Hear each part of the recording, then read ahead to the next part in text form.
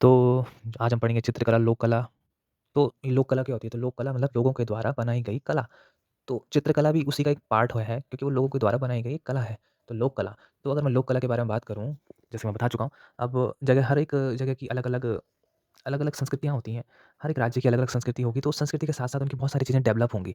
साथ ही साथ उसमें आ जाता है चित्रकला, तो चित्रकला का एक पार्ट भी आ जाता है। तो हम ये नहीं कह सकते कि पूरे भारत में चित्रकलाएँ एक जैसी होंगी। हर जगह अलग-अलग होंगी, उसमें कुछ न कुछ संस्कृति का प्रभाव वहाँ पड़ेगा ही पड़ेगा। भले ही हमने डिवाइड कर दिए हैं एक ब्रॉड लेवल में चित्र का जो कला शैली है उनको। लेकिन अगर मैं एक फिक्स राज्य के बारे में बात करूँ या एक ऐसे समुदाय की तरफ जाऊँ जहाँ की संस्कृति बिल्कुल दूसरे समुदाय से भिन्न है, तो कहीं न कहीं चित्रकला में भी इसका इफ़ेक्ट पड़ेगा। तो आज हम वही चित्रकला के बारे में बात करेंगे। जैसे कि हमें पता है हम उत्तराखंड के हैं, तो ज़्यादा फ़ोकस रहेगा उत्तराखंड चित्रकला पे। अब 16वीं और 19वीं शताब्दी में क्या हुआ था कि उत्तराखंड में पहाड़ी चित्रकला का विकास हुआ। ये मैं नहीं कह रहा हूँ, ये यशवंत जो कटौच हैं, उन्होंने कहा है कि 16वीं और 19वीं शताब्दी में उत्तराखंड में पहाड़ी चित्रकला का विकास हुआ और ये मुगल शैली से सर्वत्र भिन्न है, बिल्कुल अलग। अब बात करते हैं कि हम बात करेंगे अपनी पहाड़ी जो चित्रकला शैली है उसके बारे में। तो कहानी से शुरुआत करते हैं। सबसे पहले औरंगज़ेब के बारे में आप सबको पता है कि औरंगज़ेब कैसा राजा था, वो एक मुगल राजा था और किस तरह का राजा था। ये सब तो आपको पता है। साथ ही साथ ये भी पता होना चाहिए आपको कि उसको संगीत का बिल्कुल भी शौक नहीं था। ना उसे चित्रकला का कोई चित्रकारी का कोई शौक था, ना वो उस नृत्य का कोई शौकीन था। तो इन सब चीज़ों को वो बिल्कुल गलत मानता था और उसने अपने दरबार से इन चीज़ों को बिल्कुल हटा दिया। अब चित्रकार जो थे, उनको तो दरबार से निकाल दिया। दरबार से निकालने के बाद ये चले गए पहाड़ की तरफ। अब इन्होंने पहाड़ की तरफ गए तो पहाड़ की तरफ जब ये गए तो ये जाते हैं कांगड़ा में। अब जो कांगड़ा में जाते हैं, तो कांगड़ा में रहकर जो अब जैसे फूल होता है, तो फूल से तो खुशबू आती रहती है, वैसे चित्रकार हैं, वही चित्रकार हैं, तो चित्रकारी करते रहेंगे। तो ये यहाँ पे चित्रकारी करते रहे और एक नई चित्रकला शैली का विकास हुआ, जिसको बोले पहाड़ी चित्रकला शैली। अब इस पहाड़ी चित्रकला शैली को कांगड़ा कलम के नाम से भी जाना जाता है। ये जो कांगड़ा कलम है, ये क्यों बोला जाता है, आप सबको पता है। अब पहाड़ी जो चित्रकला है, वो 3 प्रकार की होती है। एक होती है बसाहेरी, एक होती है आपकी गढ़वाली और एक होती है कांगड़ा। तो बसाहेरी आपको पता है जम्मू-कश्मीर, जैसे जम्मू-कश्मीर में हो गया, गढ़वाली जो हो गई वो उत्तराखंड में हो गई और जो कांगड़ा हो गई वो हिमाचल प्रदेश में हो गई। तो हमें बसाहेरी के बारे में नहीं पढ़ना है, हमें कांगड़ा के बारे में नहीं पढ़ना है, हमें गढ़वाली चित्र शैली के बारे में पढ़ना है जो कि उत्तराखंड से संबंधित है, हम वही पढ़ेंगे। तो गढ़वाली चित्र शैली सबसे पहले डॉक्टर कुमार स्वामी के बारे में बात करते हैं। डॉक्टर कुमार स्वामी ने 1916 में एक बुक लिखी थी जिसका नाम था राजपूत पेंटिंग्स। तो बहुत इंपॉर्टेंट बुक है, इसको बिल्कुल ध्यान में रखना, अक्सर एग्ज़ाम में भी पूछी जाती है। तो राजपूत पेंटिंग डॉक्टर कुमार स्वामी ने लिखी और पूरा जो ध्यान था दुनिया का वो गढ़वाली चित्रकला शैली में भी आ गया। अब बात करते हैं कि 1956 की, तो 1956 में क्या हुआ था कि मुकुंदी लाल ने एक बुक लिखी जिसका नाम था गढ़वाल पेंटिंग्स। अब कुमार स्वामी ने भी राजपूत पेंटिंग्स लिखी है, मुकुंदी लाल ने भी गढ़वाल पेंटिंग्स लिखी है, दोनों में फ़र्क क्या है? फ़र्क ये है कि राजपूत पेंटिंग में आपको कांगड़ा जो चित्रकला शैली है वो देखने को भी मिल जाएगी और गढ़वाली चित्रकला शैली भी देखने को मिल जाएगी। दोनों के बारे में बिल्कुल बात की गई है और जो गढ़वाल पेंटिंग्स है मुकुंदी लाल जी की, उसमें आपको सिर्फ़ गढ़वाली पेंटिंग्स के बारे में बात मिलेगी या उसके बारे में आपको जानकारी मिल जाएगी। तो अब बात ये है कि सबसे अच्छी बुक कौन-सी होगी? खैर दोनों ही बहुत अच्छी बुक हैं, बहुत ही ज़्यादा और पर जो सबसे ज़्यादा नॉलेज आपको देखने को मिलेगा वो मुकुंदी लाल द्वारा जो लिखी गई बुक है गढ़वाल पेंटिंग्स, उसमें आपको ज़्यादा देखने को मिलेगा क्योंकि उसमें सिर्फ़ एक चीज़ पे फ़ोकस किया गया है गढ़वाल पेंटिंग्स में फ़ोकस किया गया है। तो गढ़वाल पेंटिंग से जानकारी प्राप्त करके आगे बढ़ते हैं और जैसे कि आपको पता है कि औरंगज़ेब ने दारा सिकोह को बिल्कुल बंदी बना दिया था और उसको मार दिया था, तो वो चाहता था कि मैं उसके सारे के सारे बेटों को भी मार दूँ। उन्हीं बेटों में से एक थे सुलेमान सिकोह, तो सुलेमान सिकोह भाग के उत्तराखंड की तरफ आए थे और उत्तराखंड की तरफ जब राजाओं ने उसे शरण दी, तो उनके साथ-साथ शामसा और हरदास भी आए थे। शामसा और हरदास आए तो शामसा और हरदास की जो तीसरी पीढ़ी हुई, उसमें एक बहुत ही एक चित्रकार थे जिनका नाम था मंगत राम और मंगत राम के जो पुत्र थे वो थे मौला राम। तो अब हम मौला राम के बारे में ही पढ़ेंगे, तो मौला राम जो है, ये कहाँ से आए थे, ये सब पता तो चल ही गया ना। श्यामसा और हरदास इनकी जो तीसरी पीढ़ी थी वो थे मंगत राम के जो पुत्र थे वो थे मौला राम। तो ये सब के सब तंवर जाति के लोग थे। तंवर जाति के लोग जो होते थे ये सुनार होते थे, यानी कि सोने-सोने वाले जो काम होते थे ये सब वो लोग करते थे। तो अगर मैं बात करूँ मौला राम की, तो मौला राम जी के जो पुत्र हुए वो हुए ज्वालाराम और ज्वालाराम जी के जो पुत्र हुए वो थे आपके कौन? शिवराम। तो चित्रकला का जो स्वर्णिम काल हुआ है वो फ़तेह शाह का हुआ है। परमार वंश के राजा हुए हैं फ़तेह शाह, उनके बारे में हम बाद में बात करेंगे। जब परमार राज्य के बारे में, परमार वंश के बारे में जब बात करेंगे, उस दौरान फ़तेह शाह के बारे में भी ज़िक्र किया जाएगा, काफ़ी फ़ेमस राजा थे। तो उनका जो काल है वो चित्रकला का स्वर्णिम काल है और पहाड़ी चित्रकला का जो स्वर्णिम काल है वो राजा संसार चंद्र के काल को कहते हैं। अब राजा संसार चंद्र कौन थे ये आपको नेट में जाके सर्च करना है बस। तो आगे बढ़ते हैं और बात करते हैं मोलाराम तोमर की। तो मोलाराम तोमर जो थे आपको पता है तोमर जाति के थे और कैसे-कैसे आए यहाँ पे, क्या-क्या हुआ, ये सब आपको पता है। तो मौलाराम तोमर के बारे में अगर मैं बात करूँ तो सदी के सबसे प्रसिद्ध चित्रकार आज तक इनका नाम लिया जाता है।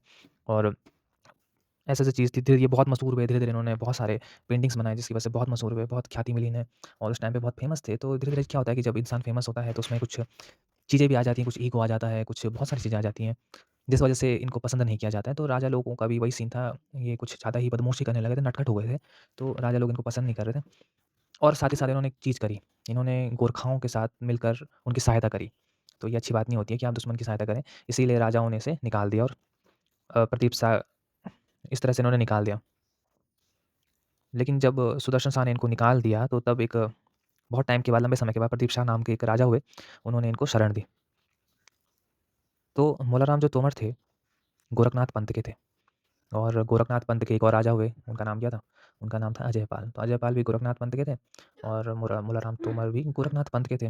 धीरे-धीरे जैसे समय बीतता गया, उन्होंने खुद का पंथ बनाया जिसका नाम था मनमंथ पंथ। तो मनमंथ पंथ इन्होंने चलाया। तो अब बात करते हैं इनके चित्र की जो कि बहुत फ़ेमस हैं और जहाँ से बहुत क्वेश्चन आते हैं, तो बात करते हैं सबसे पहला जो चित्र है वो है मोरप्रिया। तो मोरप्रिया, मोरप्रिया, तो जो ये मोरप्रिया है, ये मौलाराम का प्रारंभिक अवस्था का चित्र है। उसके बाद आती है बात मयंकमुखी। तो मयंकमुखी इनकी प्रौढ़ काल का चित्र है। उसके बाद उत्कंठिता नायिका। तो उत्कंठिता जो नायिका है, उत्कंठिता नायिका, ये मौलाराम का सबसे उत्कृष्ट चित्र है, सबसे फ़ेमस चित्र है मौलाराम जी का ये, उत्कंठिता नायिका। उसके बाद आता है दंपत्ति चित्र। अब जो दंपत्ति चित्र है, ये एक रूप चित्र है, मतलब एक पेंटिंग है जो कि प्रद्युमन शाह और उसकी पत्नी का है। प्रद्युमन शाह और उसकी पत्नी का चित्र है, दंपत्ति चित्र। उसके बाद हम बात करते हैं आपके विप्रलभ नायिका की, फिर सितार प्रिया, हिंडोला, मस्तानी, ये सब जो चित्र हैं ये मौलाराम जी के चित्र हैं। तो एक बार फिर से रिपीट करते हैं, मोर प्रिया, मयंकमुखी, उत्कंठिता नायिका, दंपत्ति चित्र, विप्रलभ नायिका, सितार प्रिया, हिंडोला, मस्तानी। अब जैसा कि मैंने बोला था कि सुदर्शन शाह ने मौलाराम को संरक्षण नहीं दिया क्योंकि उन्होंने गोरखाओं की मदद की थी। तो मौलाराम को निकालने के बाद दरबार में कोई ना कोई तो चित्रकार चाहिए ही ना। तो अब एंट्री होती है हमारे 2 हीरो की जो हैं चैतू और मड़कू। चैतू और मड़कू आते हैं। अब ये कहाँ से आए थे?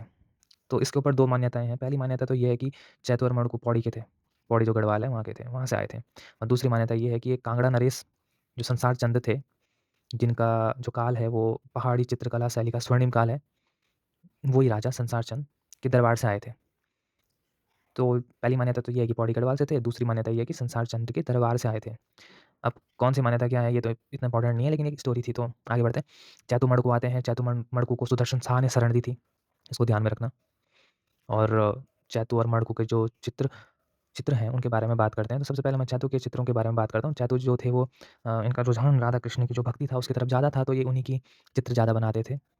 और साथ ही साथ ये भी पता होना चाहिए कि जो कृष्ण थे वो यादव वंश के थे, तो इन्होंने जो पहले पेंटिंग बनाई उसका नाम भी यही था, यादवियों का हरण। दूसरा था रुक्मणी हरण और तीसरा राधा कृष्ण मिलन। तो 3 चैतू के जो चित्र हैं उनके बारे में देख लो। यादवियों का हरण, रुक्मणी हरण और राधा कृष्ण मिलन। अब मड़कू के बारे में बात करते हैं, तो मड़कू की जो चित्र हैं वो हैं गीत गोविंद और आँख मिचोली। इसके साथ-साथ अगर आपको और चीज़ें भी पता है तो और चीज़ें भी जोड़ते जाइएगा। गीत गोविंद और आँख मिचोली, गीत गोविंद, आँख मिचोली मड़कू के हैं। यादवियों का हरण, रुक्मणी का हरण और राधा कृष्ण मिलन चैतू का है। अब इतनी सारी पेंटिंग्स हैं, इनको बिल्कुल संरक्षित रखना है क्योंकि हमारी संस्कृति का हिस्सा है, तो इसके लिए संग्रहालय बनाए जाएँगे। तो उन संग्रहालयों के बारे में भी बात करेंगे, तो पहला जो संग्रहालय है वो है आपका नरेंद्र शाह संग्रहालय। नॉर्मल सी बात है, नरेंद्र शाह टिहरी के राजा थे, तो ये जो संग्रहालय होगा ये भी टिहरी में होगा, नई टिहरी में। फिर बात करते हैं विचित्र शाह की, तो विचित्र शाह संग्रहालय, विचित्र शाह संग्रहालय, विचित्र शाह संग्रहालय तो ये भी कहाँ है? विचित्र शाह संग्रहालय आपका टिहरी न पुरानी टिहरी में था, अब देहरादून में चले गया, तो विचित्र शाह संग्रहालय। अब तीसरा है बालक राम संग्रहालय, तो बालक राम संग्रहालय यहीं है श्रीनगर में, श्रीनगर गढ़वाल में। और श्रीनगर गढ़वाल में बालक राम संग्रहालय है। तो मौलाराम की जो चित्रशाला थी, जहाँ पे वो चित्र बनाया करते थे, चित्र बनाकर रखा करते थे, वो श्रीनगर गढ़वाल में ही थी। तो नॉर्मल सी बात है कि अगर मैं बालक राम संग्रहालय के बारे में बात कर रहा हूँ, तो आधा से ज़्यादा जो आपको चित्र हैं, वो यहाँ पे या वहाँ या यहाँ से जो श्रीनगर है मौलाराम जी के देखने को मिल जाएँगे।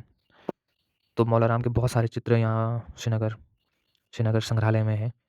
और फिर उसके बाद है मुकुंदी लाल संग्रहालय, तो मुकुंदी लाल संग्रहालय कोटद्वार में है। और किशोरी लाल वैद्य संग्रहालय आपका अल्मोड़ा में है।